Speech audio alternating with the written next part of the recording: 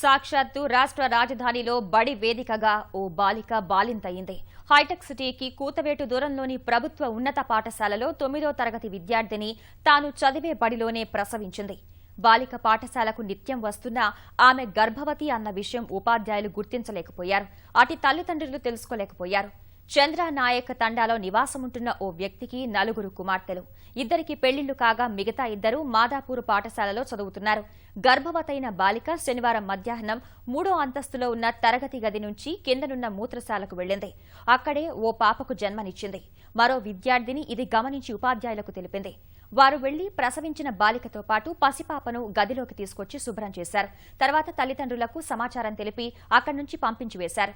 పాఠశాలలో 20 మంది ఉపాధ్యాయుల్లో 13 మంది ఉపాధ్యాయునులు ఉన్నా బాలిక గర్భం గమనించకపోవడంపై విమర్శలు వ్యక్తమవుతున్నాయి. బాలిక గర్భానికి ఇంటి పక్కనే ఉన్న యువకుడే కారణమని తల్లిదండ్రులు తెలిపారని మండల విద్యాశాఖాధికారి బసవలింగం పేర్కొన్నారు. బాలిక తల్లిదండ్రులు మాత్రం గర్భం గురించి తమకు తెలియదని చెప్తున్నారు.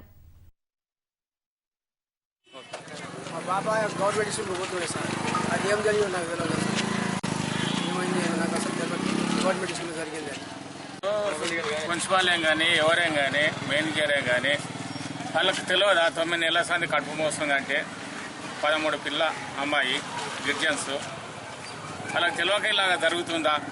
చూసి ఏం చేస్తున్నారు? స్కూల్లో ఏమన్నా మార్కెట్లో పేరు ఉంటుందా? ఎవరైనా ఘటించాలి, వాళ్ళకి శిక్షించాలి.